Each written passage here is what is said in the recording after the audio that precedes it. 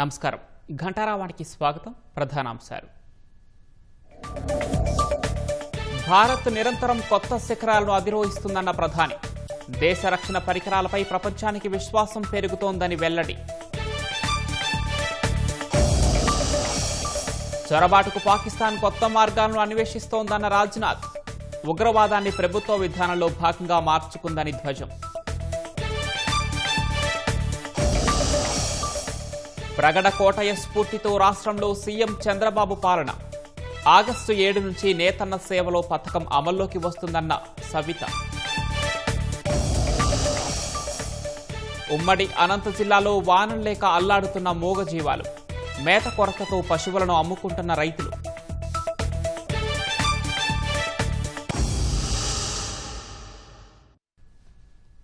భారత్ రక్షణ పరికరాలు సాంకేతికతపై ప్రపంచానికి విశ్వాసం పెరుగుతోందని ప్రధాని నరేంద్ర మోదీ తెలిపారు.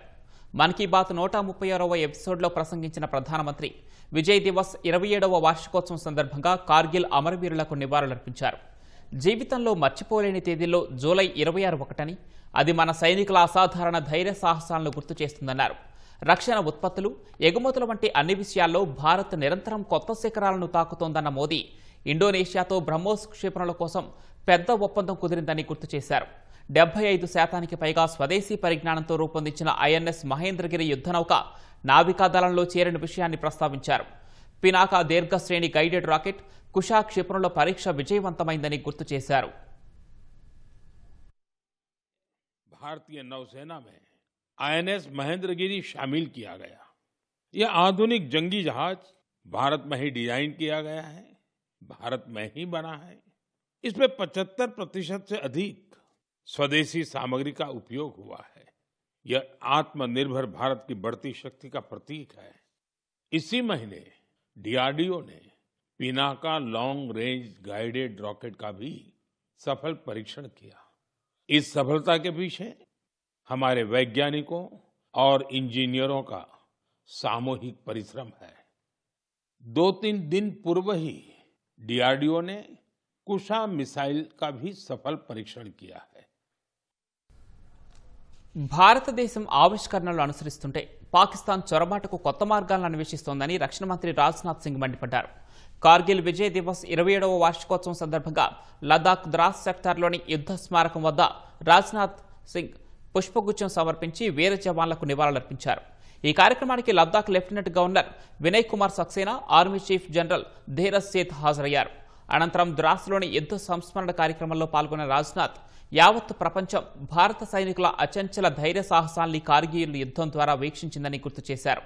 పాకిస్తాన్తో ఎలాంటి చర్చలు ఉండపోవని, అవే జరిగితే పీఓకే గురించి మాత్రమేనని పునరుద్ఘాటించారు. ఉగ్రవాదాన్ని పాక్ ప్రభుత్వ విధానంలో ఒక భాగంగా మార్చుకుందన్న రక్షణ మంత్రి అక్కడ సైన్యానికి మిలిటెంట్లకు మధ్య ఉన్న వ్యత్యాసం పూర్తిగా కనుబైరుగైందని దుయ్యబట్టారు.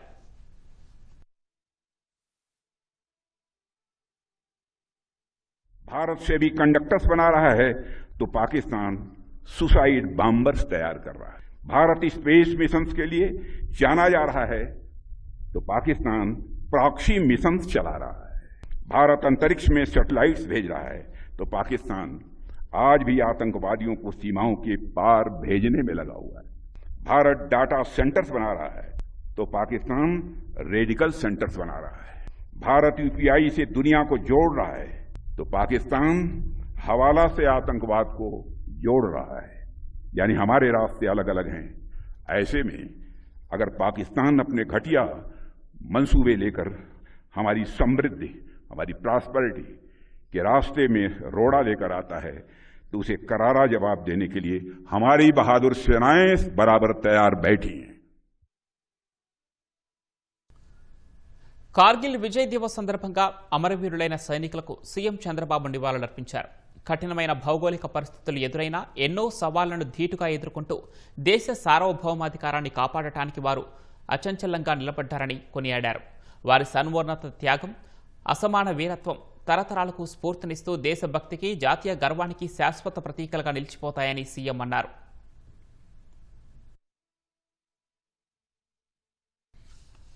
తాడేపల్లి క్యాంపు కార్యాలయంలో ప్రజాబంధు ప్రగడ కోటయ్య జయంతి వేడుకలు ఘనంగా నిర్వహించారు. ప్రగడ కోటయ్య చిత్రపటానికి మంత్రి సవిత ఘన నివాళులర్పించారు. కార్యక్రమంలో పలు కార్పొరేషన్ల చైర్మన్లు నందం అబద్దయ్య, చిలకలపూడి పాపారావు, చేనేత సంఘాల ప్రతినిధులు, కూటమి నాయకులు పాల్గొన్నారు. రాష్ట్రంలో చేనేత రంగ అభివృద్ధికి ప్రగడ కోటయ్య అలుపెరగని కృషి చేశారని మంత్రి సవిత తెలిపారు. ఎమ్మెల్యేగా, ఎమ్మెల్సీగా, రాజ్యసభ సభ్యునిగా చట్టసభల్లో చేనేత వాణి వినిపించిన చేనేత సూర్యుడని అన్నారు. 200కు పైగా చేనేత సహకార సంఘాలను కోటయ్య ఏర్పాటు చేశారన్నారు. ప్రగడ కోటయ్య స్ఫూర్తితో సీఎం చంద్రబాబు పాలన సాగిస్తున్నారని తెలిపారు. చేనేతలకు ఆర్థిక దన్ను కలిగేలా సంక్షేమ పథకాలు అమలు చేస్తున్నారని మంత్రి సవిత తెలిపారు. ఆగస్టు 7 నుంచి నేతన సేవలో పథకం అమల్లోకి వస్తుందన్నారు.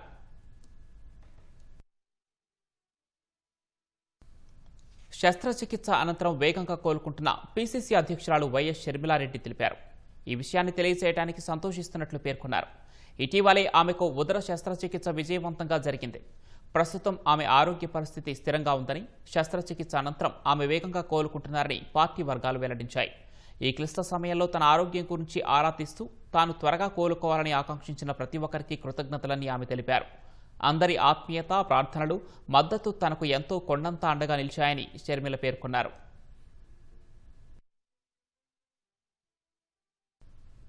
తూర్పుగోదావరి జిల్లా దేవరపల్లి మండలం గౌరీపట్నం శివారులో ఆర్టీసీ బస్సును ఎదురుగా వస్తున్న కోళ్ల మేత లారీ ఢీకొట్టింది. ఈ ప్రమాదంలో 4గురికి తీవ్ర గాయాలయ్యాయి. ప్రమాద సమయంలో బస్సులో 40 మంది ప్రయాణికులున్నారు. క్షతగాత్రులను కొవ్వూరు ప్రభుత్వాసుపత్రికి తరలించారు. రాజమహేంద్రవరం నుంచి జంగారెడ్డిగూడెం బస్సు వెళ్తూ ఉండగా ఈ ప్రమాదం చోటు చేసుకుంది. క్వారీ లారీలు అధికంగా తిరగటం వల్ల రహదారి మొత్తం బురదమయమైందని స్థానికులు తెలిపారు. అందుకే ప్రమాదం జరిగిందన్నారు.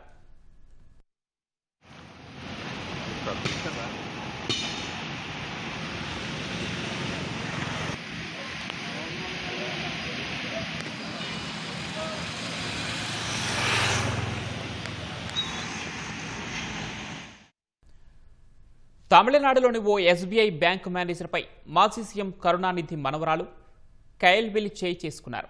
ఇందుకు సంబంధించిన దృశ్యాలు అడియార్లోని ఎస్బీఐ ఎన్ఆర్ఐ బ్యాంకు సీసీటీవీలో నిక్షిప్తమయ్యాయి. మాజీ కేంద్ర మంత్రి ఎంకే అలగిరి కుమార్తె అయిన కైల్విలికి అడయార్లో వాణిజ్య భవన సముదాయం ఉంది. అందులో ఎస్బీఐ ఎన్ఆర్ఐ బ్యాంకును నిర్వహిస్తోంది. భవనంలోని లిఫ్ట్ పనిచేయకపోవడంపై బ్యాంకు మేనేజర్ ఇటీవల ఆ భవన యజమానికి ఫిర్యాదు చేశారు. ఈ నేపథ్యంలో బ్యాంకుకు వెళ్లిన కైల్విలికి మేనేజర్కు మధ్య వాగ్వాదం తలెత్తగా ఆమె మేనేజర్ చెంప పక్కల కొట్టింది. ఎస్బీఐ అధికారి ఇచ్చిన ఫిర్యాదును తీసుకున్న పోలీసులు కైల్విల్పై కేసు నమోదు చేసి విచారిస్తున్నారు.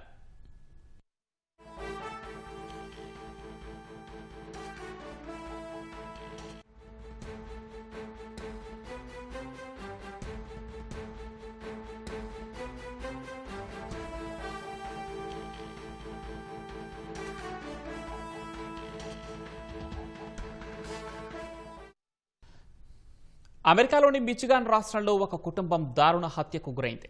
గ్రాండ్ హేవెన్ టౌన్షిప్లోని అగ్ని ప్రమాదం సంభవించిన ఒక ఇంట్లో 8 మంది కుటుంబ సభ్యుల మృతదేహాలు కనిపించాయి.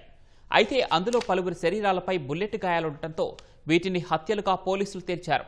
ఈ హత్యలలో బయటి వ్యక్తుల ప్రమేయం లేదని, కుటుంబంలోని ఒకరు మిగిలిన వారిని హత్య చేసి తర్వాత ఆత్మహత్య చేసుకున్నారని అనుమానిస్తున్నారు. మృతుల్లో 5 నుంచి 16 ఏళ్లలోపు పిల్లలు 6గురితో పాటు భార్యాభర్తలున్నారు. అనుమానాస్పద మరణాల కింద కేసు నమోదు చేసిన పోలీసులు దర్యాప్తు చేపట్టారు.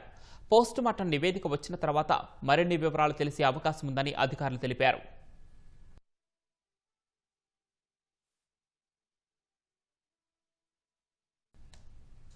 కాస్పియన్ సముద్రంలో ఇరాన్ వాణిజ్య నౌకపై అనూహ్యంగా ఉక్రెయిన్ దాడి చేసింది. ఈ దాడిలో నౌక దెబ్బతినగా ఒక నావికుడు మృతి చెందాడు.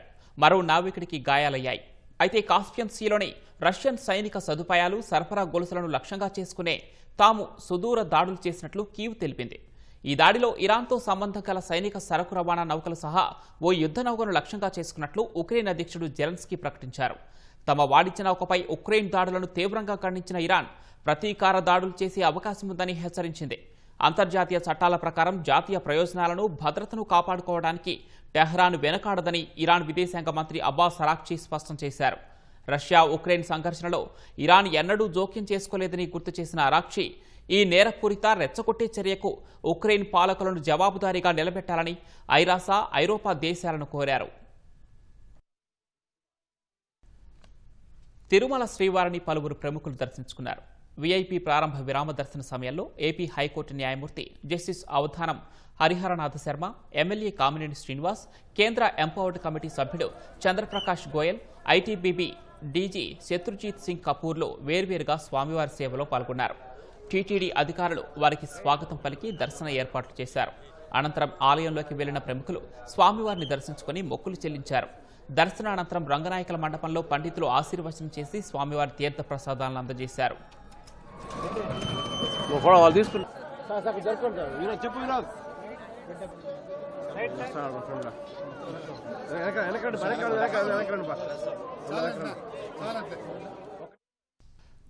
నిర్దేశించుకున్న సమయం కంటే ముందే భోగాపురం అంతర్జాతీయ విమానాశ్రయం పూర్తి కావడం పట్ల ప్రధాని మోదీ సంతోషం వ్యక్తం చేశారని ఎంపీ కలిశెట్టి అప్పలనాయుడు తెలిపారు.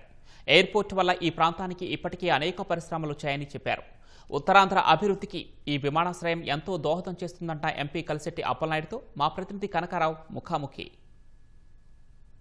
భోగాపురం అంతర్జాతీయ విమానాశ్రయం ఈ ఉత్తరాంధ్ర అభివృద్ధికి గ్రోత్ ఇంజిన్ గా పనిచేయనుంది. ఆగస్టు 1వ తారీఖున ప్రధాని నరేంద్ర మోదీ చేతుల మీదుగా ఈ అంతర్జాతీయ విమానాశ్రయం ప్రారంభం కానుంది. ఉత్తరాంధ్ర అభివృద్ధికి ఈ ఎయిర్పోర్ట్ ఎలా దోహదం చేయనుంది, ఈ ప్రాంత అభివృద్ధికి ఇది ఎలా ఊతం ఇవ్వనుంది, అలాగే ఉపాధి అవకాశాలు మెరుగుపడేందుకు ఈ ప్రాంతంలో పరిశ్రమలు ఏర్పాటు చేసేందుకు ఎలా ఉపయోగపడనున్న అంశాలు మాట్లాడడానికి విజయనగరం ఎంపీ కలిశెట్టి అప్పలనాయుడు గారు మనతో ఉన్నారు. ఆయన అడిగి మరిన్ని విషయాలు తెలుసుకుందాం. సార్ చెప్పండి, ప్రధానంగా ఈ ఏర్పాట్లు ఎలా జరుగుతున్నాయి, ఉత్తరాంధ్ర అభివృద్ధికి అంతర్జాతీయ విమానాశ్రయం ఎలా దోహదం చంద్రబాబు నాయుడు గారు ఉపాధి అవకాశాలు ఏ రకంగా కల్పించాలి, ప్రజలు ఉత్తరాంధ్ర నుంచి వలసలను ఎలా నివారణ చేయాలి, మళ్ళీ తిరిగి రిటర్న్ ఎలా తీసుకురావాలి. ఎందుకంటే మనం రాష్ట్రంలో గానీ, దేశంలో గానీ, విదేశాల్లో గానీ ఎక్కడికి వెళ్ళా సరే ఉత్తరాంధ్ర నుంచి ఒక సభ్యుడు ఉంటాడు. మనకి అది ఎయిర్పోర్ట్ అవ్వచ్చు, మనకి మిగతా ప్లేస్ అవ్వచ్చు, ఎక్కడైనా సరే కనిపిస్తుంటారు. అలాంటి సందర్భంలో భోగాపురం ఇంటర్నేషనల్ ఎయిర్పోర్ట్ చేసి అనుబంధ సంస్థలు కూడా ఏర్పాటు చేసి వ్యవసాయ ఉత్పత్తుల అనుబంధ సంస్థలు చాలా మంది ఇప్పుడు ముందుకు వస్తున్నారు. వ్యవసాయ ఆధారపై ఉన్న ప్రజానికానికి కమర్షియల్ క్రాప్ ఏ రకంగా ముందు తీసుకెళ్లాలి, ఇండస్ట్రీలని పైడిబేవరం ఇండస్ట్రీ గానీ, లేకపోతే బొబ్బులి ఇండస్ట్రీలు గానీ, పారిశ్రామిక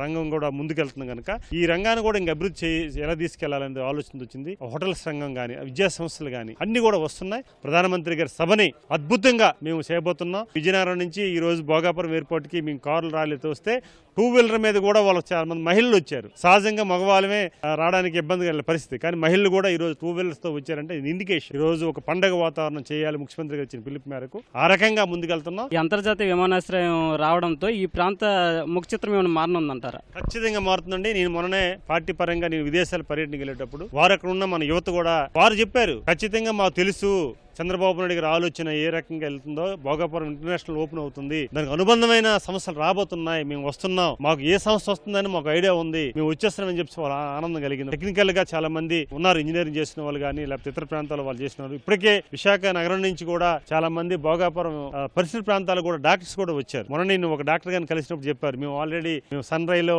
ఆల్రెడీ ఇల్లు కట్టుకుని ఉన్నామని చెప్పేసి వారు చెప్పారు. చాలా మంది చెప్తున్నారు. అలాగే వాళ్ళు విదేశాల్లో ఉన్న డాక్టర్ గారు కూడా, డాక్టర్ కిషోర్ గారు కూడా రావడం జరిగింది. వారు కూడా ఇక్కడే హౌసెస్ కన్స్ట్రక్షన్ చేసుకున్నామండి, మేము ఇక్కడే ప్రాక్టీస్ చేస్తాం, ఇక్కడ అందుబాటులో ఉంటాం, మా సర్వీసెస్ కూడా యూజ్ చేసుకోమని వారు చెప్తుంటే మాకు ఆనందం కలుగుతుంది. గొప్ప అంతర్జాతీయ విమానాశ్రయం నిర్మించిన ఈ ప్రాంతంలో భూములు ఇచ్చిన రైతుల కోసం చెప్పాలంటే ఏం చెబుతారు? వారి త్యాగానికి ఎప్పుడు కూడా మనం ప్రతిఫలంగా కృతజ్ఞతగా ఉండాలి. వారి పిల్లలకి ఎప్పుడు కూడా మనం అండగా ఉండాలి. భావితరాలకి వారి పిల్లలే కాదు, భావితరాల పిల్లలకు కూడా వారు దారి చూపించారు. ఆ తల్లిదండ్రులుగా పిల్లలకైతే దారి చూపించారో మిగతా పిల్లలు కూడా దారి చూపించిన రైతాంగానికి మనం ఇప్పుడు కూడా కృతజ్ఞంగా ఉండాలి. మెంబర్ ఆఫ్ పార్లమెంట్ గా వారందరూ కూడా పాదాబంధనం చేస్తున్నాం. ఎందుకంటే వారు ఇచ్చిన ఈ రోజు వారు నష్టపోయారు, ఇల్లు కోల్పోవచ్చు, భూమిని కోల్పోవచ్చు, కానీ భావితరాలకి వారు పునాది వేశారు, భావితరాలకి భవిష్యత్తు కల్పించారు. వ్యక్తిగతంగా కూడా గౌరవ ముఖ్యమంత్రి చంద్రబాబు నాయుడు గారు వారికి ప్లేట్ ఎక్కి ఇతర ప్రాంతాలు తీసుకెళ్తున్నామని వారు చెప్పడం జరిగింది. మెంబర్ ఆఫ్ పార్లమెంట్ గా వారు ఓటేసి గెలిపించిన వ్యక్తిగా నేను కూడా ఉత్తరాలు రాస్తున్నాను. వారందరికీ కూడా మేము కూడా 2-3 రోజుల్లో వారందరికీ కూడా ప్రతి రైతు కూడా థ్యాంక్స్ చెప్పుకుంటూ భవిష్యత్తులో కూడా ఎట్లాగా ఈ ప్రజలు హర్షిస్తారని చెప్పి వివరిస్తూ వారి త్యాగానికి ప్రతిఫలం కూడా రైతాంగం అందరూ కూడా మేము ఉత్తరాలు రాయడం జరుగుతుంది. అధికారంలోకి వచ్చిన తర్వాత అనుకున్న సమయంలోనే ఈ అంతర్జాతీయ విమానాశ్రయాన్ని పూర్తి చేశారు అంటే ఎలాంటి శ్రమ దీనికోసం పడ్డారు? గౌరవ ముఖ్యమంత్రి చంద్రబాబు నాయుడు గారు ప్రమాణ స్వీకారం చేసిన కొద్ది రోజులకే భోగాపురం ఎయిర్పోర్ట్ కి ల్యాండ్ అయ్యి వారు వచ్చి మొత్తం పరిసరాలు చూసుకొని ఆల్ డిపార్ట్మెంట్స్ కూర్చుని పెట్టి, ప్రజాప్రతినిధులను కూర్చుని పెట్టి, రామ్మోహన్ రెడ్డి గారిని అవ్వచ్చు, నన్ను అవ్వచ్చు, ఇక్కడ ఉన్న మంత్రులను అవ్వచ్చు, ఎమ్మెల్యే గారిని అవ్వచ్చు, అందరిని కూర్చుని పెట్టి సకాలంలో పూర్తి కావాలి, రైతులకు సంబంధించిన ఏమైనా పెండింగ్ ఉంటే వాళ్ళకి బకాయిలు ఏమున్నా సరే ఇమీడియట్ గా చెల్లించమని ఆ రోజు చెప్పడం జరిగింది. వాళ్ళందరికీ కూడా చెల్లించడం జరుగుతుంది. జేఎంఆర్ గారు వారు ఉన్నారు, వారు కూడా అనుభవం ఉంది, వారికి కూడా ఒక ఎమోషనల్, ఎందుకంటే వారి సొంత ప్రాంతం ఇది కనుక చేయాలని వారు కూడా ఇన్ టైంలో ఇవ్వాలని చెప్పి చెప్పడం జరిగింది. అందుకే ఇన్ టైంలో ఇవ్వడం జరిగింది. ఒక ప్లానింగ్ ప్రకారం జరిగింది. గౌరవ ముఖ్యమంత్రి గారు వచ్చిన తర్వాత రివ్యూ చేసిన తర్వాత కూడా ప్రతి 1 month కి ఒక 2 days దీనికి రివ్యూ పెట్టుకోవడం జరిగింది. చిన్న మేజర్ ఇష్యూస్ వచ్చినా సరే వారు లైన్ లోకి వచ్చి సెటిల్ చేయడం జరిగింది. ఇది ఒక ముఖ్యమంత్రి చంద్రబాబు నాయుడు గారికి క్రెడిట్ దొరుకుతుంది. దీనికి సపోర్ట్ చేసిన ప్రధానమంత్రి గారు కావచ్చు, లేకపోతే పవన్ కళ్యాణ్ గారు కావచ్చు, ఈ ఉత్తరాంధ్ర ప్రజల తరపున వారికి మరొకసారి ధన్యవాదాలు తెలియజేసుకుంటున్నాం. ఉత్తరాంధ్ర అభివృద్ధికి అంతర్జాతీయ విమానాశ్రయం ఎంతో దోహదం చేయనుందని అంటున్నారు. భూములు ఇచ్చిన రైతులకి ఎప్పటికీ రుణపడి ఉంటామని చెబుతున్నారు. నాగేశ్వరరావుతో కనకారావు, ఈటీవీ న్యూస్, భోగాపురం నుంచి. విజయవాడ వన్ టౌన్లో రైతు బజార్ ఉండాలన్నది ఆ ప్రాంత ప్రజల చిరకాల కోరిక. గతంలో టీడీపీ ప్రభుత్వం భవనం నిర్మించినా వైసీపీ పాలనలో దాన్ని ఇతర అవసరాలకు కేటాయించి వారి ఆశలపై నీళ్లు చల్లారు. కూటమి ప్రభుత్వం రాకతో వారి ఆశలు చిగురించాయి. రైతు బజార్ స్వప్నం సాకారం చేయాలని కోరుతున్నారు.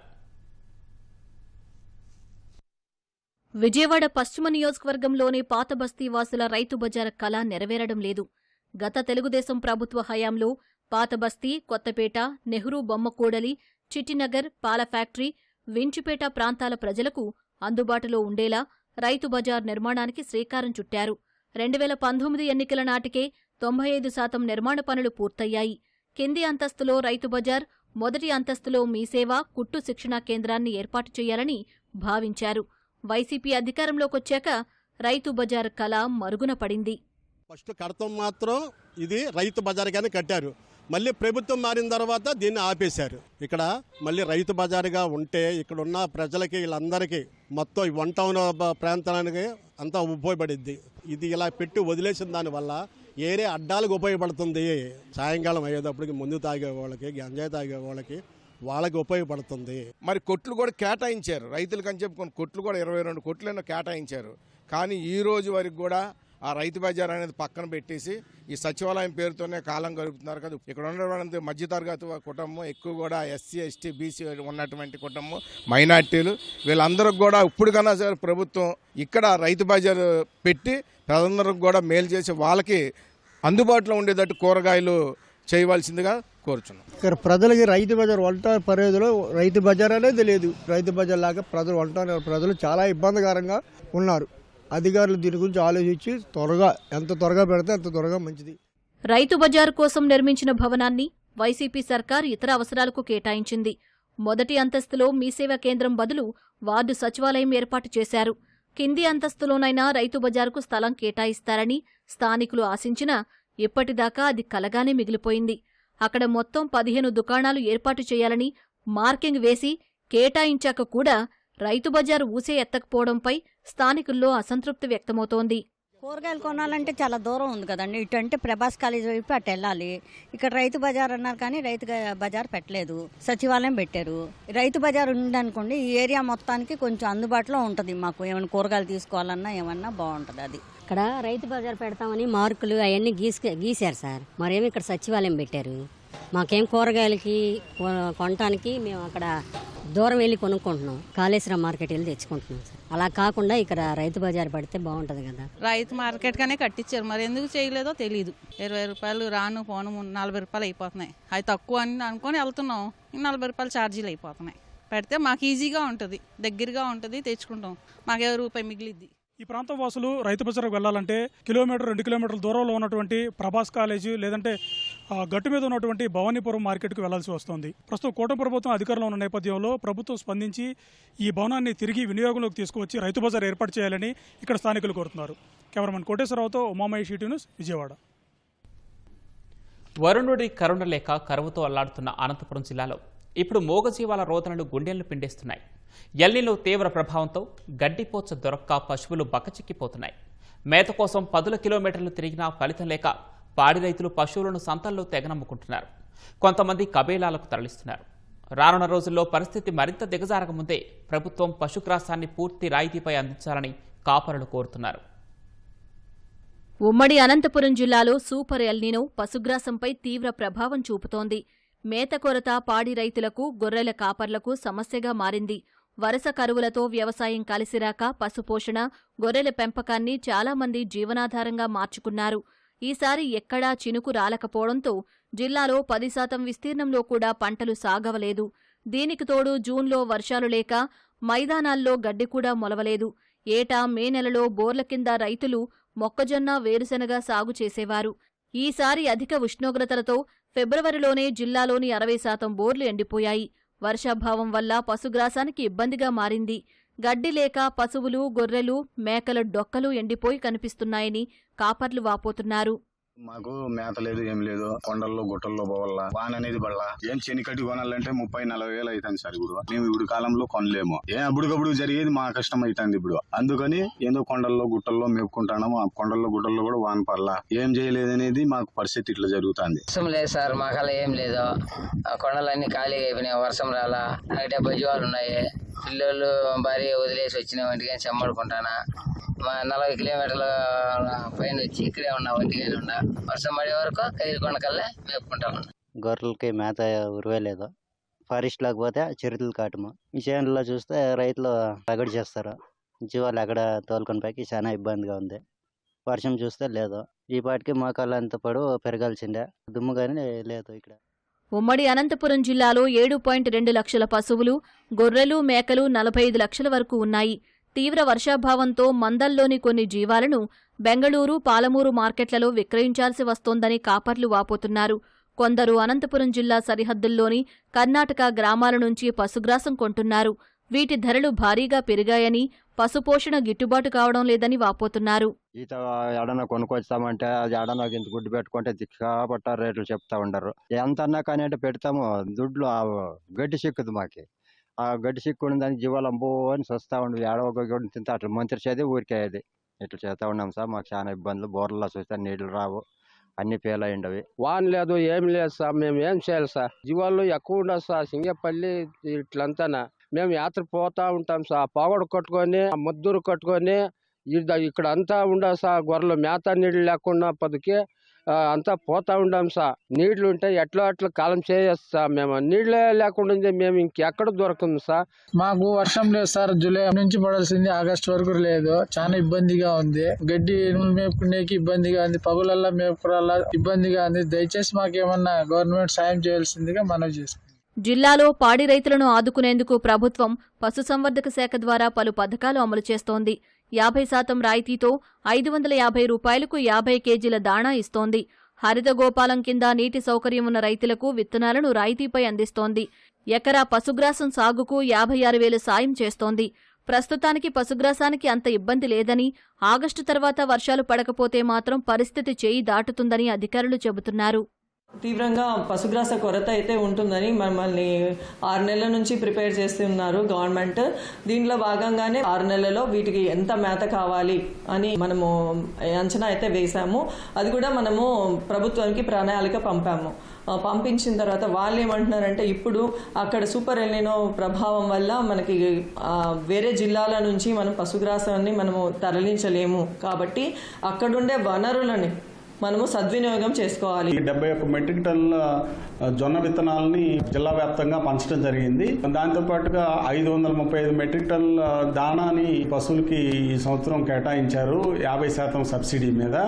జొన్న విత్తనాలు కూడా 75% సబ్సిడీ మీద మనకి ఇస్తా ఉన్నారు. కాబట్టి వీటిని ఉపయోగించుకోమని చెప్తా ఉన్నాము. కొంత PMDS కింద కూడా మేము ఫాడర్ని డెవలప్ చేయడం జరిగింది. రాబోయే సెప్టెంబర్, అక్టోబర్ మాసంలో మనకి పశుగ్రాస కొరత తీవ్ర స్థాయికి వచ్చేటువంటి అవకాశం ఉంది. కాబట్టి రకరకాల స్టెప్స్ తీసుకుంటున్నాం.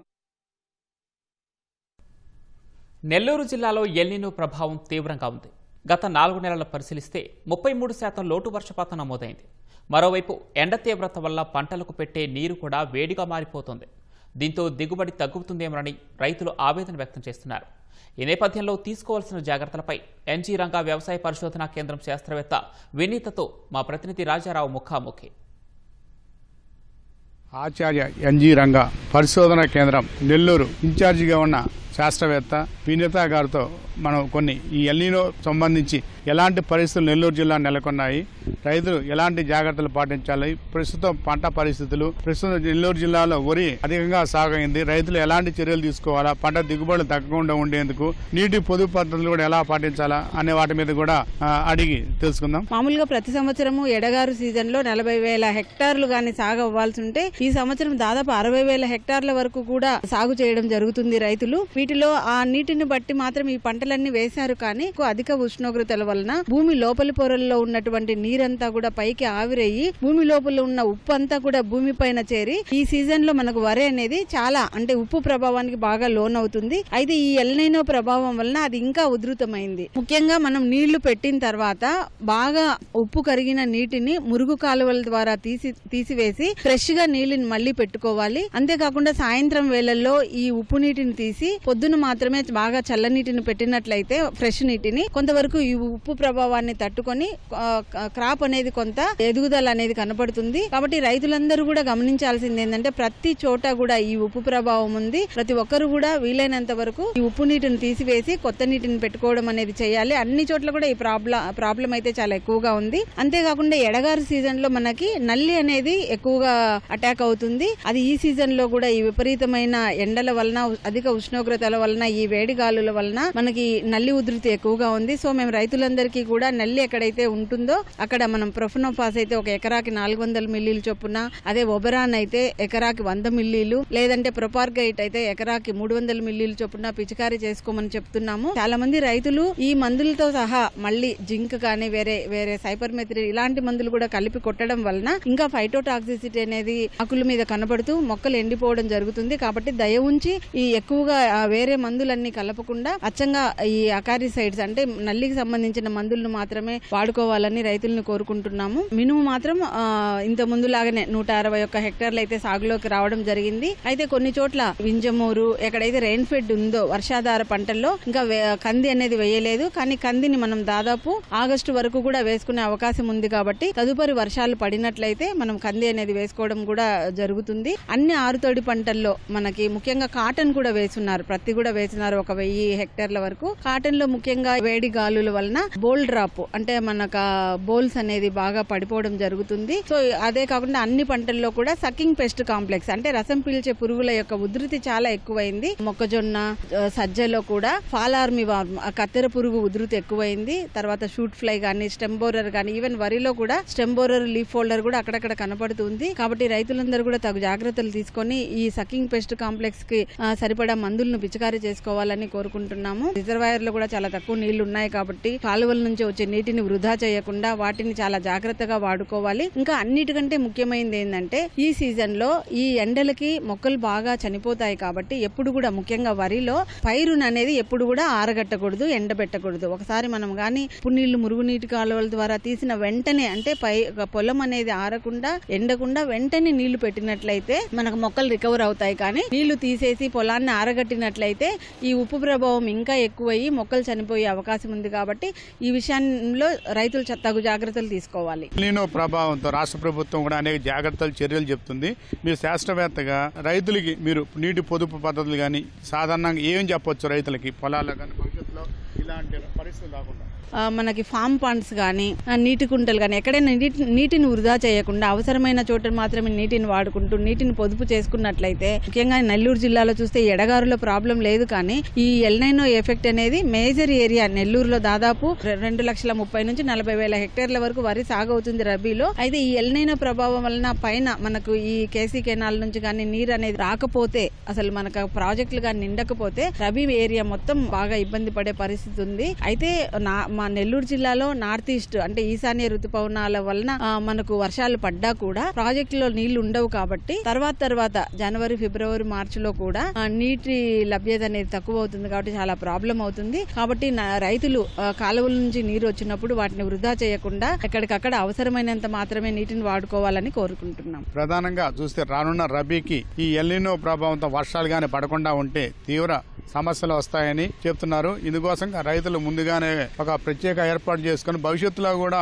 నీటి పొదుపు పద్ధతులు పాటిస్తే ఎల్నినో పరిస్థితులు వచ్చినా కూడా భూగర్భ జలాలు తగ్గకుండా ఉంటాయని, దీనికి అందరూ రైతులు అందరూ సమైక్యంగా పనిచేస్తే బాధ్యతాయుతంగా అందరూ పనిచేస్తేనే ఎల్నినోని ఎదుర్కోవచ్చని కూడా శాస్త్రవేత్త వినీత చెప్తున్నారు. నెల్లూరు నుంచి కెమెరామాన్ హరీష్ బాబుతో రాజారావు, ఈటీవీ న్యూస్. విజయవాడ కనకదుర్గమ్మకు తెలంగాణ నుంచి బంగారు బోనం సమర్పించేందుకు సర్వం సిద్ధమైంది. హైదరాబాద్ మహంకాళి జాతర ఉమ్మడి దేవాలయాల ఊరేగింపు కమిటీ ఆధ్వర్యంలో ఈ కార్యక్రమంలో పాల్గొనేందుకు పెద్ద సంఖ్యలో తెలంగాణ కళాకారులు తరలివచ్చారు. బ్రాహ్మణ వీధిలోని అమ్మవారి జమ్మితొట్టి వద్ద ప్రత్యేక పూజలు నిర్వహించారు. అనంతరం మేళతాళాలు, కోలాటాలు, బేతాళ వేషాలతో భారీ ఊరేగింపు ప్రారంభమైంది. బ్రాహ్మణ వీధి నుంచి ఇంద్రకీలాద్రి వరకు వైభవంగా సాగిన ఈ ఊరేగింపు అందరినీ ఆకట్టుకుంది. గత 16 ఏళ్లుగా ప్రతి ఆషాఢ మాసంలో బంగారు బోనంతో పాటు సారి సమర్పించడం ఆనవాయితీగా వస్తోంది. తెలంగాణ జానపద కళారూపాలు ప్రత్యేక ఆకర్షణగా నిలిచాయి. భారీ సంఖ్యలో భక్తులు పాల్గొనడంతో ఇంద్రకీలాద్రి పరిసరాలు జాతర వాతావరణాన్ని తలపించాయి. ఊరేగింపులో పాల్గొన్న కళాకారుల ప్రదర్శనలు భక్తులను విశేషంగా ఆకట్టుకున్నాయి.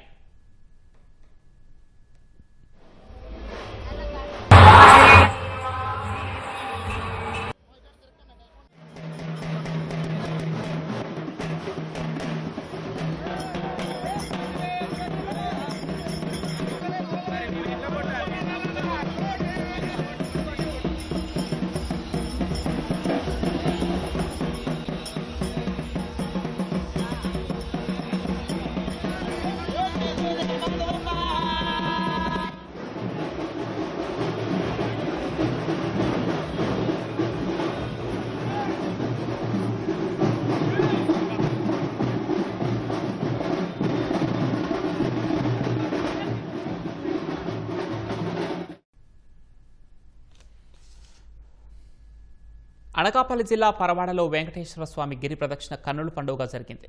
ఈ కార్యక్రమంలో ముఖ్య అతిథిగా పెందుర్తి ఎమ్మెల్యే పంచకర్ల రమేష్ బాబు పాల్గొన్నారు.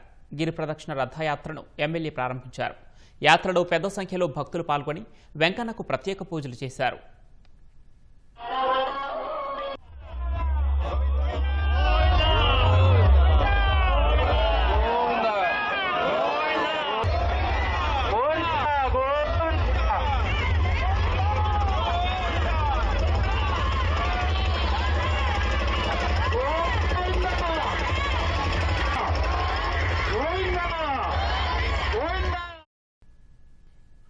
మహారాష్ట్ర ఠాణేలో కంటైనర్తో వెళ్తున్న ఓ ట్రక్కు అదుపు తప్పి 10 అడుగుల లోతైన గొంతులో పడిపోయింది. ఈ ప్రమాదంలో ట్రక్కు డ్రైవర్కు గాయాలైనట్లు అధికారులు తెలిపారు. చిటలసర్ మన్పాడా పోలీస్ స్టేషన్ పరిధిలోని ఘర్డ్ బందర్ రోడ్డు వద్ద ఈ ప్రమాదం జరిగింది. నవాషాబాద్ నుంచి సుమారు 25 టన్నుల స్క్రాప్తో ఈ ట్రక్కు గుజరాత్కు వెళ్తోంది. మార్గ మధ్యలో డ్రైవర్ స్టీరింగ్పై నియంత్రణ కోల్పోవడంతో మెట్రో వంతెన పనుల కోసం తవ్విన గొంతులోకి ట్రక్కు దూసుకువెళ్లింది. దీంతో డ్రైవర్ క్యాబిన్లోనే చిక్కుకుపోయాడు. ప్రమాద సమాచారంతో ఘటనాస్థలికి చేరుకున్న పోలీసులు, రెస్క్యూ సిబ్బంది ట్రక్కులో చిక్కుకున్న డ్రైవర్ను సురక్షితంగా బయటకు తీశారు. గుంతలో పడిన ట్రక్కును క్రేన్ల సహాయంతో బయటకు తీసేందుకు అధికారులు చర్యలు చేపడుతున్నారు.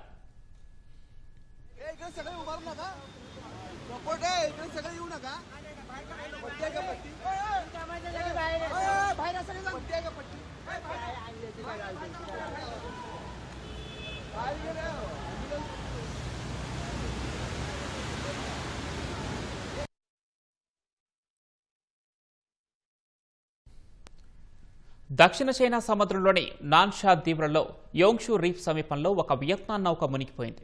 నౌకలో మొత్తం 62 మంది ప్రయాణికులుండగా ఇప్పటి వరకు 44 మందిని సురక్షితంగా రక్షించినట్లు చైనాకు చెందిన సన్షా అధికారులు వెల్లడించారు. సముద్రంలో మునిగిపోయిన నౌక పేరు కోయ్ గుయిన్ 18. దీని పొడవు 69.9 మీటర్లు, వెడల్పు 10.8 మీటర్లు. ఇప్పటి వరకు రక్షించిన వారందరూ వియత్నాం దేశస్థులేనని చైనా అధికారులు పేర్కొన్నారు. ప్రస్తుతం ఘటనా స్థలంలో 6 చైనా నౌకలు, ఒక రెస్క్యూ హెలికాప్టర్, వియత్నాం నౌక సంయుక్తంగా గాలింపు చర్యలు కొనసాగిస్తున్నాయి.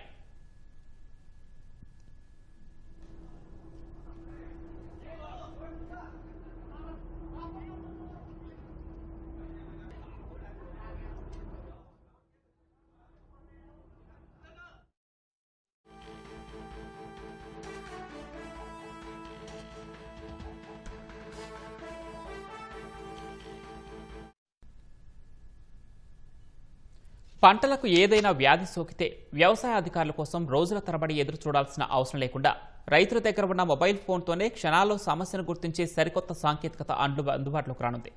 రాజస్థాన్లోని Indian Institute of Information Technology కోటాకు చెందిన డాక్టర్ రాజేంద్ర కచ్చవా అభివృద్ధి చేసిన ఈ కృత్రిమ మేధ ఆధారిత మొబైల్ యాప్ రైతులకు పంట వ్యాధులను వేగంగా, ఖచ్చితంగా గుర్తించడంలో తోడ్పడుతుంది.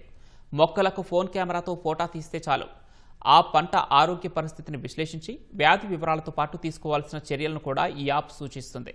ప్రస్తుతం ఇది ఆండ్రాయిడ్ వినియోగదారులకు అందుబాటులో ఉండగా త్వరలో iOS వెర్షన్ కూడా విడుదల చేయాలని బృందం ప్రణాళిక సిద్ధం చేసింది. ఈ యాప్ అభివృద్ధి కోసం కోటా, బారన్, బూందీ, జలావార్, బిల్వారా తదితర ప్రాంతాల్లోని 27కు పైగా వ్యవసాయ క్షేత్రాల నుంచి 1600కు పైగా క్యాబేజీ మొక్కల చిత్రాలను సేకరించి విశ్లేషించారు. ఆ డేటాను ఆధారంగా చేసుకుని ఏఐ మోడల్కు శిక్షణ ఇచ్చారు. అంతేకాకుండా మొక్క ఆకులు ఆరోగ్యంగా ఉన్నాయా లేదా అన్న విషయాన్ని కూడా విశ్లేషించి ఇది రైతులకు తెలియజేస్తుంది. పరీక్షల్లో ఈ యాప్ సుమారు 95% ఖచ్చితత్వంతో ఫలితాలు ఇచ్చినట్లు పరిశోధకులు వెల్లడించారు.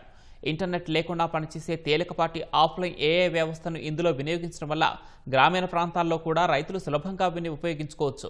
స్థానికులకు అర్థమయ్యేలా తెలుగు, తమిళం, గుజరాతీ, మరాఠీ, ఒడియా వంటి పలు ప్రాంతీయ భాషల్లో కూడా ఈ యాప్ను అందుబాటులోకి తీసుకువచ్చేలా కృషి చేస్తున్నట్లు వారు తెలిపారు.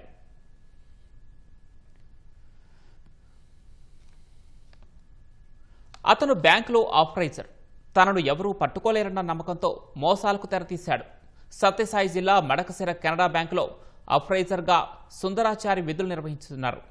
బంగారం నాణ్యతను నిర్ధారించేది ఆయనే కావడంతో పక్కాగా ప్రణాళిక ప్రకారం నకిలీ బంగారాన్ని అసలు బంగారంగా ధృవీకరించి మోసానికి పాల్పడ్డాడు.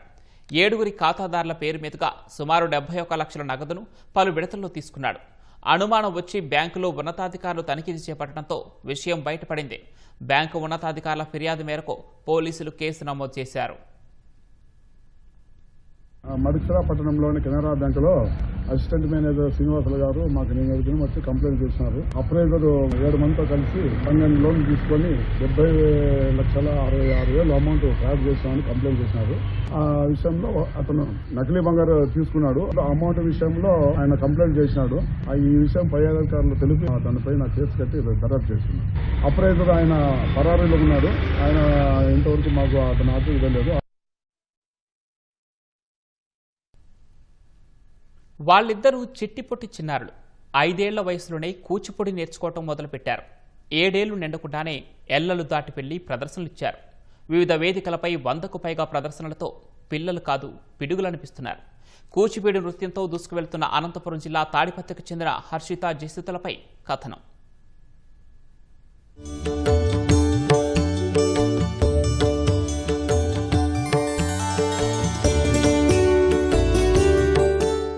వీళ్ళ నృత్యం చూస్తుంటే పిట్ట కొంచెం డాన్స్ ఘనం అన్నట్లు ఉంది కదా.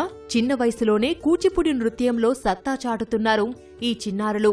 అనంతపురం జిల్లా తాడిపత్రిలో వందన కూచిపూడి డాన్స్ అకాడమీలో శిక్షణ తీసుకుంటున్న ఈ ఇద్దరు చిన్నారులు 2 ఏళ్ల శిక్షణతోనే దేశ విదేశాల్లో కూచిపూడి నృత్య ప్రదర్శనలు ఇచ్చి మెప్పించారు.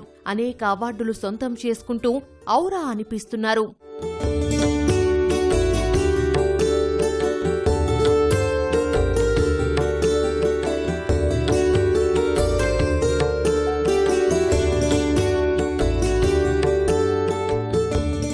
తలారి ఉపేంద్ర సుజాత దంపతుల కుమార్తె వెంకట హర్షిత, గూటిపల్లి జశ్వంత్ జానకి దంపతుల కుమార్తె జస్విత.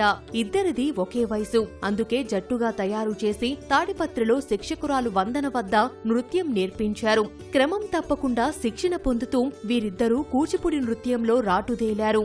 దేశంలోనే కాకుండా ఇండోనేషియాలోని బాలీలో బ్రహ్మకుమారిల అంతర్జాతీయ కేంద్రంలోనూ నృత్య ప్రదర్శన చేసి మెప్పించారు. కేరళలోని అమృతానందమయ్య ఆశ్రమంతో పాటు తిరుమల బ్రహ్మోత్సవాలలో వీరి నృత్యం భక్తులను కట్టిపడేసింది.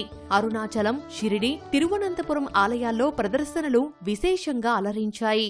డాన్స్ నేర్చుకుంటున్నాను. వందన మేడం దగ్గర నేర్చుకుంటున్నాను. నేను 2 years నుంచి 100 చేశాను programs. Indonesia, Bali, ISRO, Rajasthan, Srisailam, Vijayawada, ఇంకా చాలా చోట్ల స్పీకర్ వరల్డ్ రికార్డ్, మెడల్స్ ఇంకా చాలా వచ్చాయి. వందన మేడం దగ్గర డాన్స్ నేర్చుకుంటున్నాను, కూచిపూడి డాన్స్. చాలా చోట్ల చేశాను. నాకు సర్టిఫికేట్స్, మెడల్స్, కప్స్, గిఫ్ట్స్ వచ్చాయి. హర్షితకు యూనిక్యూ వరల్డ్ రికార్డు వచ్చింది. గోవాలో గవర్నర్ అశోక్ గజపతిరాజు చేతుల మీదుగా పురస్కారం అందుకుంది. జస్వితకు world book of records India award సొంతమైంది. రాజస్థాన్లోని మౌంట్ అబూ, వైష్ణోదేవి ఆలయంతో పాటు కాశీ ఆలయంలోనూ నృత్య ప్రదర్శన చేశారు. ఇలా ఇద్దరూ నృత్యంలో పోటీ పడుతున్నారు. చిన్నారుల ప్రతిభను చూసి వారి తల్లిదండ్రుల ఆనందానికి హద్దులు లేవు. తను వందన డాన్స్ అకాడమీలో 2 years నుంచి కూచిపూడి డాన్స్ నేర్చుకుంటుంది. అనేక చోట్ల పర్ఫార్మెన్స్ చేసింది. ఇప్పటికీ తను 100 ప్రోగ్రామ్స్ చేసింది. తాడిపత్రిలో 3rd class చదువుతుంది present. World record of book ఇండియాలో వచ్చింది. షీల్డ్స్, మెడల్స్ ఇలాంటివి వచ్చాయి sir gift. First of all వాళ్ళ నాన్నమ్మకి థ్యాంక్స్, ఎందుకంటే ఆమె ఎక్కువ ప్రోత్సహించింది. ప్లస్ వందనా మేడం చాలా కూడా చూసుకోవడం. ఇప్పటికీ ఈ పిల్ల చాలా ప్రోగ్రామ్స్ ఇచ్చింది. ఫస్ట్ ఆఫ్ ఆల్ ఇండోనేషియాలో ఫస్ట్ పోవడం ఫారిన్కి వెళ్ళింది ఇండోనేషియాకి, అక్కడే సర్టిఫికేట్ తెచ్చుకుంది. ప్లస్ శ్రీశైలం, కడప, పొద్దుటూరు, మైదుకూరు మళ్ళకి వెళ్ళింది. ఇంకా చాలా చోట్ల చేసింది సార్. కొన్ని సర్టిఫికేట్ వచ్చింది సార్, మెడల్స్ వచ్చింది, world book of Indian record book certificate వచ్చింది, మెడల్ వచ్చింది. కంబోడియా దేశానికి వెళ్లారు, నేపాల్కి వెళ్లారు, బాలికి వెళ్లారు. వెళ్ళిన ప్రతి చోట వీళ్ళు ఏదో ఒక స్థాయి ప్రూవ్ చేసుకునే వస్తున్నారు అవార్డ్స్ రూపేణ. 2024లో బద్రీనాథ్ ఇంకా కేదార్నాథ్ లో మన ఇండియాలో చేసినప్పుడు India book of world record కి అప్లై చేశాము. అప్పుడు చెప్పారు ఇండియాలో ఇంతవరకు ఎవరే కానీ చేయలేదు అక్కడ, అండ్ విదేశాల నుంచి కూడా ఎవరు చేయలేరు, మీరే ప్రప్రథమంగా చేశారన్నప్పుడు ఆనందానికి మాకు అవధులు లేవు. తర్వాత నేపాల్లో చేసినందుకు గాను మాకు international book of world record వచ్చింది. మేము నేపాల్ ముక్తినాథ్ ఆలయంలో చేసినందుకు గాను మా పిల్లలకి నోబెల్ వరల్డ్ రికార్డ్ వచ్చింది. ఇద్దరు చిట్టి బుడ్డక్కలు హర్షిత ఇంకా జశ్రిత, వాళ్ళు 2 ఏళ్ల వ్యవధిలో 100 పర్ఫార్మెన్స్ చేయడం, యంగెస్ట్ వరల్డ్ రికార్డ్ ఒకరికి, యూనిక్ వరల్డ్ రికార్డ్ ఒకరికి రావడం చాలా సంతోషంగా ఉంది. వాళ్ళ ఈ స్థాయికి రావడానికి వాళ్ళ టాలెంట్ ఎంత ముఖ్యమో వాళ్ళ తల్లిదండ్రుల ప్రోత్సాహం అంతే ముఖ్యం. వాళ్ళ వయసు అంతా కూడాను నా దగ్గర జాయిన్ అయినప్పుడు 5 ఏళ్ళు 6 ఏళ్ళు, ఇప్పుడు 7 ఏళ్ల పిల్లలు. 7 ఏళ్ల పిల్లల్ని అంత దేశం పంపించి తల్లిదండ్రులు ఎంత ధైర్యం ఉండాలి, చాలా నమ్మకము అన్నీ కలగలిపి వీళ్ళకి అవార్డు రావడానికి ఒక మెయిన్ రీజన్ అని నేను అనుకుంటున్నాను. అందమైన నదీ తీరం, ఒడ్డునే చక్కని పెద్ద తెర, సాయంత్రం అయితే ఆహ్లాదకరమైన సినిమా, కూర్చొని వీక్షించేందుకు అనువైన మెట్లు, ప్రవేశ రుసుములు, పార్కింగ్ ఫీజుల చింతే లేదు, నచ్చినంతసేపు సినిమా చూసే వెసులుబాటు, వింటుంటూనే వెళ్ళి కూర్చొని సినిమా చూడాలనిపిస్తోంది కదూ. అయితే పదండి, రాజమండ్రి తీరంలోని గోదావరి టాకీస్కు వెళ్ళిపోదాం.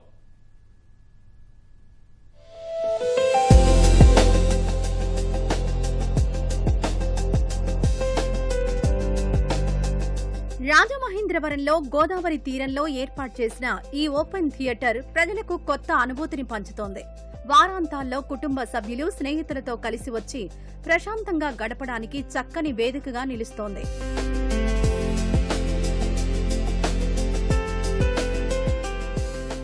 ఎవ్రీ సాటర్డే అండ్ సండే ఇంత క్రౌడ్తో ఫిల్ అయిపోయి ఇట్స్ రియలీ వెరీ గుడ్. నేను జర్మనీలో ఉంటాము, మా మదర్ వాళ్ళది ఇదే రాజమండ్రి.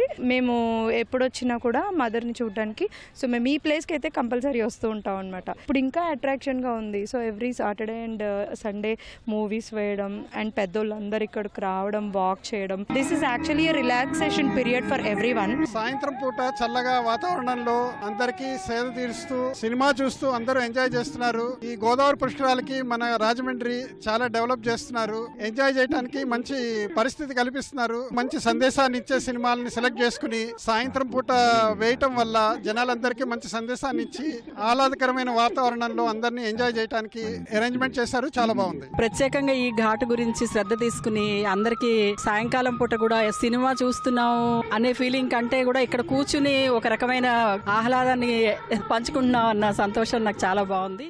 వచ్చే ఏడాది గోదావరి పుష్కరాలను కుంభమేళా తరహాలో ఘనంగా జరపాలని కూటమి ప్రభుత్వం భావిస్తోంది. దానికి అనుగుణంగా భక్తులు, పర్యాటకులకు ఆధ్యాత్మిక భావనతో పాటు వినోదాన్ని అందించేలా ఏర్పాట్లు చేస్తోంది. ఇందులో భాగంగా గోదావరి తీరాన ఓపెన్ థియేటర్ అందుబాటులోకి తెచ్చింది. కోటిలింగాల ఘాట్ను అభివృద్ధి చేసిన ప్రభుత్వం నదీ తీరాన భారీ తెర, భారీ సౌండ్ బాక్సులతో థియేటర్ సెట్టింగ్ను ఏర్పాటు చేసింది. ఘాట్లోని మెట్లపై 1000 మంది కూర్చొని వీక్షించేలా వీలు కల్పించింది. నదీ తీరాన అవసరమైన లైటింగ్, భద్రతా చర్యలు తీసుకున్నాక గోదావరి టాకీస్ను అందుబాటులోకి తెచ్చింది.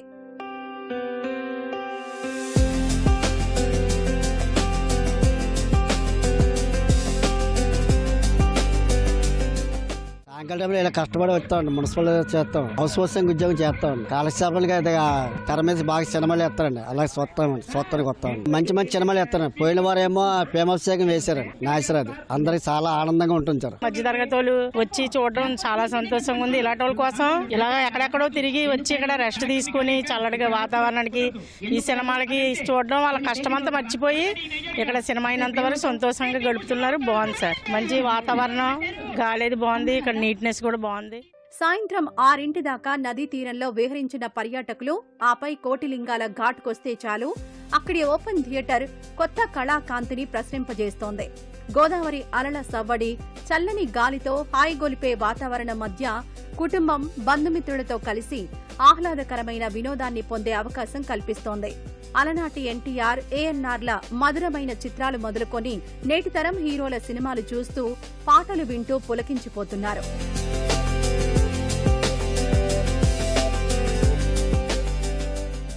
థియేటర్కి వెళ్తే ఫుల్ ఏసీ, సెంట్రల్ ఏసీ, చిరాకు కొద్దిగా ఉంటుంది. ఇదైతే ఓపెన్ థియేటర్, మనకి స్వచ్ఛంగా నేచర్ ఎయిర్ వస్తుంది, గోదావరి అందాలు చూడొచ్చు.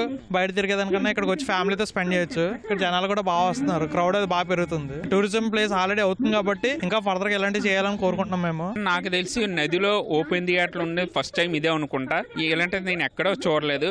ఈవినింగ్స్ అలాగొచ్చి ఫ్రీగా చూసుకొని చల్లని మంచి గాలి, ఆక్సిజన్, గోదావరి వాటలు చాలా బాగుంది సార్ ఇది. ఈ ఓపెన్ థియేటర్ లో చలనచిత్రాలే కాకుండా లఘు చిత్రాలు, స్థానిక కళాకారుల సాంస్కృతిక ప్రదర్శనలకు కూడా అవకాశం కల్పిస్తున్నారు. గోదావరి అందాలు, నక్షత్రాల వెలుగుల నీడన ఓపెన్ ఎయిర్ థియేటర్లో సినిమా వీక్షణ పర్యాటకులకు మధురానుభూతినిస్తోంది. సరికొత్త అనుభూతిని పొందేందుకు నగరవాసులు ఎక్కడెక్కడి నుంచో ఇక్కడికి తరలి వస్తున్నారు. ఈ ప్రాజెక్టు రాజమహేంద్రవరం పర్యాటక అభివృద్ధికి ఎంతో బూస్టింగ్ ఇస్తుందని నగరవాసులు ఆనందం వ్యక్తం చేస్తున్నారు. కెమెరామెన్ సూర్యప్రకాశ్ కలిసి వెంకటరమణ, ఈటీవీ న్యూస్, రాజమహేంద్రవరం. మార్కాపురం జిల్లా ఎర్రగొండపాలెం మండలం బోయలపల్లిలో ఆత్మానంద అవధూత స్వామి వారి 57వ ఆరాధన ఉత్సవాలు ఘనంగా జరుగుతున్నాయి. ఉత్సవాలను పురస్కరించుకొని రాష్ట్ర స్థాయి ఎడ్ల బల ప్రదర్శన పోటీలు నిర్వహించారు. రాష్ట్రంలోని వివిధ ప్రాంతాల నుంచి 11 ఎడ్ల జతలు ఈ పోటీల్లో పాల్గొన్నాయి. ఎడ్ల జతలు పోటాపోటీగా బండను లాగాయి.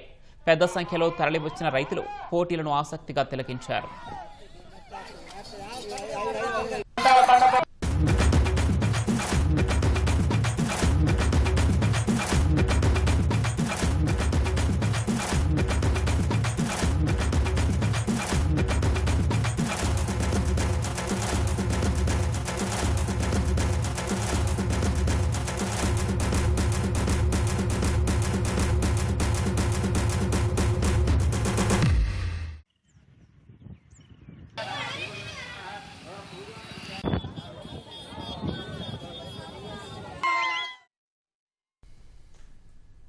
డాక్టర్ బిఆర్ అంబేద్కర్ కోనసీమ జిల్లా అంబాజీపేట మండలం కొర్లపాటివారిపాలెం గ్రామదేవత వణుగులమ్మ సారి సమర్పణ కార్యక్రమం అట్టహాసంగా జరిగింది. గ్రామస్తులు పెద్ద ఎత్తున తరలివచ్చి అమ్మవారికి పసుపు, కుంకుమ, చీరలు, అరటిపళ్లు సమర్పించారు. గ్రామంలోని రామాలయం నుంచి బయలుదేరి వెంకటేశ్వర స్వామి ఆలయం మీదుగా ఊరేగింపుగా అమ్మవారి చెంతకు చేరుకున్నారు. కొంతమంది గుర్రపు బళ్ళు, మరికొందరు ఎద్దుల బళ్ళు మీద సారి తీసుకుని వచ్చారు. అమ్మవారికి సారి సమర్పించిన తర్వాత అన్న సమారాధన నిర్వహించారు.